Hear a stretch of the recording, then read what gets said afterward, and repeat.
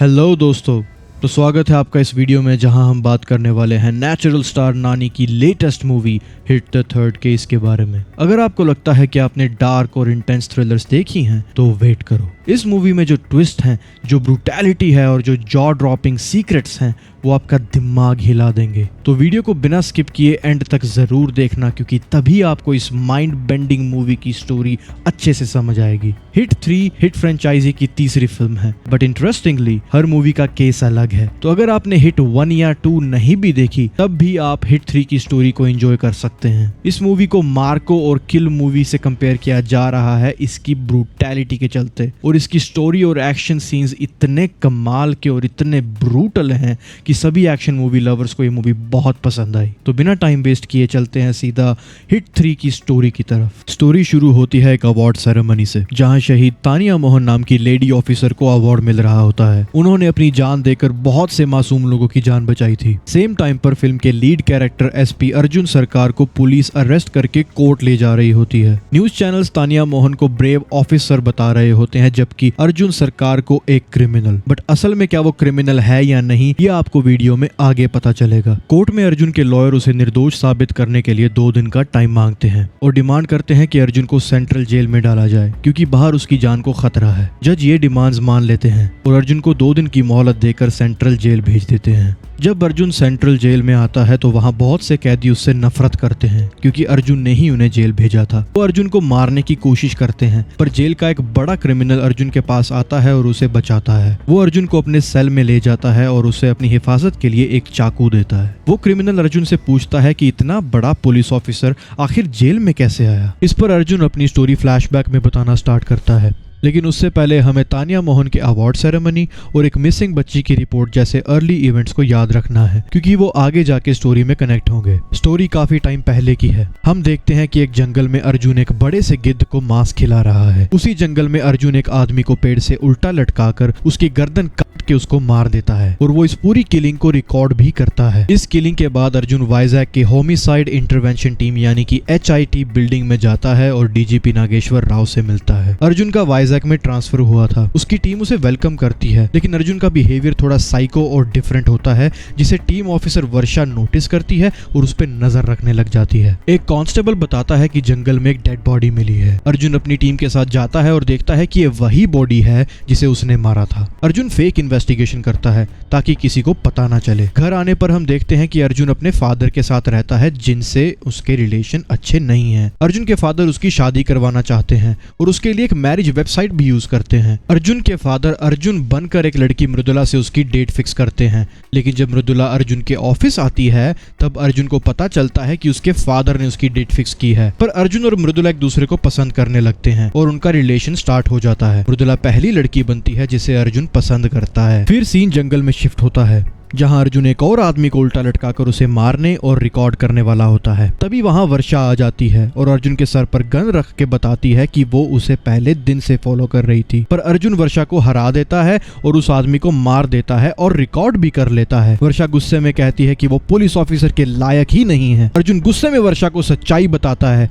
कि जिस आदमी को उसने मारा वो असल में एक बड़ा क्रिमिनल था, जिसने मासूम बच्चियों को अपना शिकार बनाया था। अर्जुन वर्षा को बताता है कि वो असल में ऐसा क्यों कर रहा है। स्टोरी फिर से फ्लैशबैक में जाती है, लेकिन इस बार श्रीनगर में, क्योंकि अर्जुन पहले श्रीनगर में पोस्टेड था। वहां उसे एक मर्डर का पता चलता है, जहां एक आदमी की लाश उसी तरह पेड़ से उल्टा लटकी हुई मिलती है जैसे अर्जुन ने अभी मारे थे। इससे अर्जुन समझता है कि ऐसी किलिंग का कोई ना कोई बड़ा कनेक्शन तो जरूर है। श्रीनगर में इन्वेस्टिगेशन करने पर उसे बोलेरो गाड़ी के टायर के निशान और बॉडी से 3 ऑर्गन्स गायब होने का पता चलता है। अर्जुन इस केस को सीरियसली लेता है और किलर के घर तक पहुंचता है। क्रिमिनल के साथ साथ उसके कई और साथी पकड़े जाते हैं। क्रिमिनल के फोन से अर्जुन को पता चलता है कि उसने टोटल 2 ऐसे मर्डर्स किए थे और उनकी वीडियोस भी बनाई थी। अर्जुन कंफ्यूज्ड होता है कि कोई ऐसा क्राइम क्यों करेगा। उल्टा लटकाओ, गर्दन काटो, ऑर्गन्स निकालो और उसको रिकॉर्ड भी करो। अर्जुन ये सब सोच ही रहा था कि तभी पुलिस स्टेशन के टीवी पर न्यूज आती है कि सेम पैटर्न का एक और मर्डर बिहार में भी हुआ है और बिहार पुलिस ने क्रिमिनल को पकड़ भी लिया है। अर्जुन को समझ आता है कि ये किलिंग किसी पैटर्न से जुड़ी है। वो बिहार जाता है और इन्वेस्टिगेट करता है। बिहार में उसे पता चलता लगता है कि वहाँ आसपास के गांव में इस टाइप के टोटल 13 और मर्डर्स हुए थे। सबका पैटर्न सेम था। अर्जुन बिहार में पकड़े गए क्रिमिनल से पूछताछ करने जाता है, पर उसे पता चलता है कि क्रिमिनल के फादर उसे छुड़ाने के लिए लोगों के साथ पुलिस स्टेशन पर अटैक करने आ रहे हैं। अर्जुन उस क्रिमिनल को लेकर श्रीनगर आ जाता है, पर श्रीनगर में उसके खिलाफ बहुत बैकलैश होता है, क्योंकि उसने जिन मर्डरर्स को और उनके साथियों को पकड़ा था वो आजाद कश्मीर के एक्टिविस्ट होते हैं। कश्मीरी लोग उनका सपोर्ट करते हैं और अर्जुन के खिलाफ हो जाते हैं, उसका पुतला तक जलाते हैं। पर अर्जुन साइको है, वो डरता नहीं है और भीड़ में घुसकर लोगों को पीटना शुरू कर देता है। पिटाई के दौरान अर्जुन एक आदमी के हाथ पर टैटू देखता है। उसे याद आता है कि उसने ऐसा सेम टैटू उन मर्डरर्स के हाथ पे भी देखा था, जिस पर CTK लिखा था। श्रीनगर वाले मर्डरर के घर पे अर्जुन की टीम को एक चाकू भी मिलता है,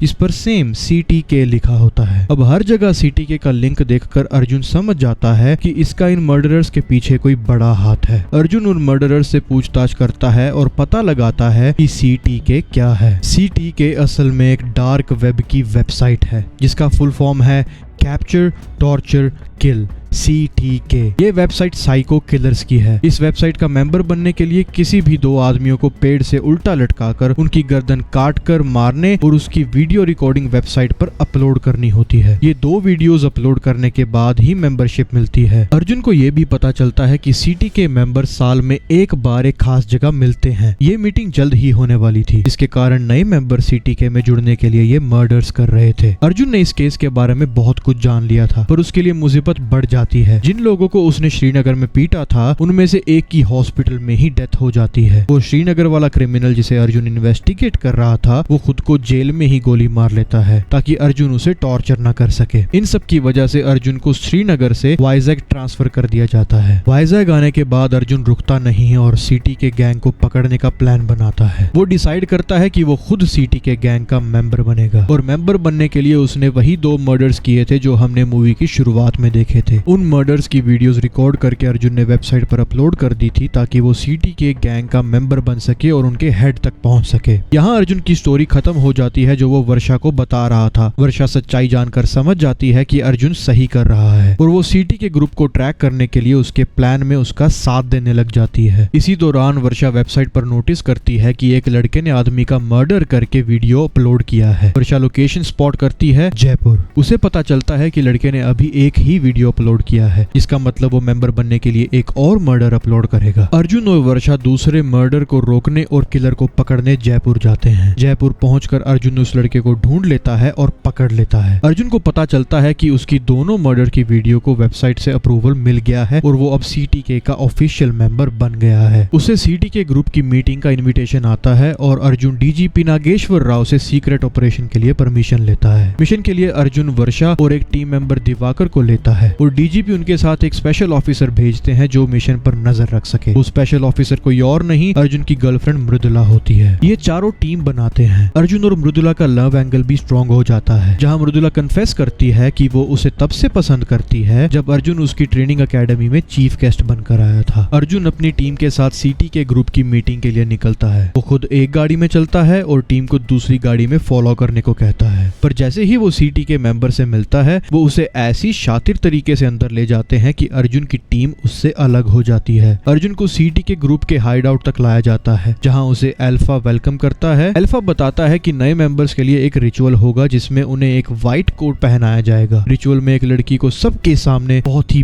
बेरहमी से मारा जाता है। पार्टी के बाद अर्जुन हाइड आउट एक्सप्लोर करता है। वो देखता है कि CTK मेंबर्स ने कई लोगों को बंदी बनाकर रखा हुआ है और उन्हें एक एक करके मारने का प्लान है। यहाँ अर्जुन ये भी नोटिस करता है कि किडनैप किए गए लोगों में एक 9 महीने की छोटी बच्ची भी है और ये वही बच्ची होती है जिसकी मदर ने मूवी की शुरुआत में मिसिंग रिपोर्ट लिखवाई थी। CTK मेंबर्स इस बच्ची को भी मारना चाहते थे। अर्जुन अल्फा का वॉकी टॉकी लेकर अपनी टीम से कांटेक्ट करने की कोशिश करता है, पर प्लान कामयाब नहीं होता। अर्जुन की टीम को CTK ग्रुप ने गुमराह कर दिया होता है और वो किसी दूसरे हाइड आउट पर पहुंच गए होते हैं। वहां रेड करते वक्त अर्जुन की टीम का एक मेंबर दिवाकर अल्फा ग्रुप के मेंबर्स के द्वारा पकड़ा जाता है। जैसे ही अल्फा को पता चलता है, उसे शक हो जाता जाता है कि नए मेंबर्स में कोई पुलिस वाला है। ये पता करने के लिए अल्फा नए मेंबर्स को आपस में लड़ने को कहता है। अल्फा जानता था कि उसके मेंबर्स बहुत ही ब्रूटल हैं, जबकि पुलिस वाला इतना ब्रूटल नहीं होगा। वो सोचते हैं कि पुलिस वाला पकड़ा जाएगा, पर जैसा कि हम जानते हैं अर्जुन सरकार बहुत ही ज्यादा साइको और ब्रूटल है। वो ग्रुप के दूसरे मेंबर्स को खूंखार तरीके से मार देता है। ये देखकर अल्फा को शक होता है कि अर्जुन एक ट्रेंड पुलिस ऑफिसर है। इस बात को कंफर्म करने के लिए वो दिवाकर को अर्जुन के सामने लाता है और अर्जुन से उसे जान से मारने को कहता है, पर अर्जुन दिवाकर को नहीं मारता, बल्कि उसे बहुत ही बुरी तरह पीटता है। इस बेरहमी से पिटाई करके अर्जुन अल्फा को यकीन दिला देता है कि वो जेन्युइन सीटी के मेंबर है, कोई पुलिस वाला नहीं। बाद में अर्जुन अकेले दिवाकर से मिलता है और बताता है कि वो यहाँ उन सब लोगों को बचाने आया है जिन्हें सीटी के ग्रुप ने कैप्चर किया है। इसके बाद अर्जुन सीटी के ग्रुप के मेंबर से फाइट करना स्टार्ट करता है। वो देखते ही देखते लगभग 150 मेंबर्स को मार देता है। ये फाइट सीन बहुत ही ब्रूटल और खूंखार है और मैं तो कहूंगा कि ये पूरी मूवी का सबसे बेहतरीन सीन है। सीटी के मेंबर्स भी बहुत ही खूंखार थे, इसलिए फाइट के कारण अर्जुन बहुत ही ज्यादा घायल हो जाता है। इसी टाइम पर वही बड़ा गिद्ध जिसे अर्जुन हमेशा मांस खिलाता था, वो मृदुला और टीम से मिलता है। पता चलता है कि गिद्ध की बॉडी पर एक रेडियो ट्रांसमीटर है, जिस पर अर्जुन ने अल्फा के वॉकी टॉकी से सिग्नल भेजे थे। उस ट्रांसमीटर की हेल्प से मृदुला और पूरी टीम अर्जुन की लोकेशन पर पहुंच जाती है। अंदर अर्जुन सारे ग्रुप मेंबर्स को हरा देता है और आखिर में अल्फा को भी कैप्चर कर लेता है। अर्जुन अल्फा को बताता है कि उसने जयपुर में जिस मर्डरर को पकड़ा था उसे जान से मार दिया, क्योंकि अर्जुन जानता था कि वो अल्फा का भाई है। ये सुनकर अल्फा डर जाता है। इसके ठीक बाद अर्जुन अल्फा को भी बहुत ही ब्रूटल तरीके से मार देता है। आगे इन्वेस्टिगेशन में अर्जुन को पता चलता है कि सीटी के ग्रुप साइको किलर्स का इस्तेमाल फालतू मर्डर्स के लिए नहीं करते थे। वो जिन लोगों का मर्डर करवाते थे उनकी बॉडी से 3 हार्मोनल ऑर्गन्स निकलवा लेते थे। सीटी के ग्रुप का मास्टरमाइंड इन हार्मोनल ऑर्गन्स को एक स्वीडिश कंपनी को भेज देता था। ऐसा इसलिए होता था क्योंकि लोगों को ऐसी कंडीशन में मारा जाता था जहां वो बहुत ज्यादा डर जाते थे और फियर की सिचुएशन में उनकी बॉडी में बहुत ज्यादा हार्मोन स्पेशली डोपामिन निकलता था। इन ऑर्गन्स को स्वीडिश की एक फार्मास्यूटिकल कंपनी को बेचा जाता था जो इनसे वायग्रा जैसी मेडिसिन बनाती थी और दुनिया भर के अमीर लोगों को बेचती थी। ये ऑर्गन ट्रैफिकिंग चला रहा आदमी सैमुअल जोसेफ था और वो इन पैसों को इंडिया में एक कंपनी के थ्रू मनी लॉन्ड्रिंग से लाता था। और दोस्तों यहाँ रिवील होता है कि ये मास्टरमाइंड सैमुअल जोसेफ और कोई नहीं बल्कि वही सेंट्रल जेल का सबसे बड़ा क्रिमिनल है जिसके सामने अर्जुन सरकार बैठकर अपनी पूरी स्टोरी बता रहा था। फ्लैशबैक खत्म होता है और प्रेजेंट टाइम में अर्जुन सरकार उसी चाकू का इस्तेमाल करके जिसे सैमुअल जोसेफ ने उसे अपनी हिफाजत के लिए दिया था, सैमुअल जोसेफ को जान से मार देता है। इस तरह अर्जुन सरकार इस बड़े केस को खत्म करता है। अब फाइनली हमें तानिया मोहन के बारे में पता चलता है जिसे स्टार्टिंग में अवार्ड मिला था। तानिया मोहन सीटी के ग्रुप के मेंबर्स के द्वारा कैप्चर किए गए लोगों में से एक थी। जब वो कैप्टिव थी उसे पता चला कि सीटी के ग्रुप सबसे पहले सेल नंबर 3 वाले को मारने वाले हैं। सेल नंबर 3 में वही 9 महीने की बच्ची थी। उस बच्ची को बचाने के लिए तानिया मोहन ने अपने सेल का नंबर हाथ से 3 कर दिया था। जब सीटी के मेंबर्स आए वो बच्ची की जगह तानिया मोहन को ले गए और सबके सामने मार दिया। ये किलिंग उसी टाइम हुई थी जब अर्जुन सरकार सीटी के मेंबर्स के बीच था और उसने तानिया मोहन को मरते हुए देखा था, क्योंकि तानिया मोहन ने सीटी के ग्रुप को ट्रैक किया था, कैप्टिव्स को बचाने के लिए हाइड आउट में घुसी थी और बच्ची को बचाने के लिए अपनी जान कुर्बान की थी। इसलिए उसको मरने के बाद ब्रेवरी अवार्ड मिला था जिसे हमने मूवी की शुरुआत में देखा था। इसी के साथ मूवी के सारे सीन्स कनेक्ट हो जाते हैं और स्टोरी का एंड हो जाता है। पर मूवी खत्म होने के बाद एक पोस्ट क्रेडिट सीन भी आता है। इसमें चेन्नई में एक नए पुलिस ऑफिसर एसीपी वीरप्पन को दिखाया गया है जो एक ट्रक की तलाशी लेता है और उसमें से 6 लोगों की लाशें मिलती हैं। ये सीन हिट 4 के लिए एक नए केस का हिंट है जिसे अभी टीज करने के लिए बनाया गया है। सो ये थी हिट 3 की पूरी कहानी दोस्तों। मूवी में दिखाई गई ब्रूटैलिटी, ट्विस्ट और अर्जुन सरकार का कैरेक्टर सच में काफी एंगेजिंग है। अगर आपको ये वीडियो पसंद आई तो वीडियो को लाइक करना और कमेंट्स में बताना कि आपको ये मूवी कैसी लगी और ऐसे और मूवी एक्सप्लेनेशंस के लिए चैनल को सब्सक्राइब जरूर कर लेना। हम मिलेंगे किसी नेक्स्ट वीडियो में, तब तक के लिए टेक केयर।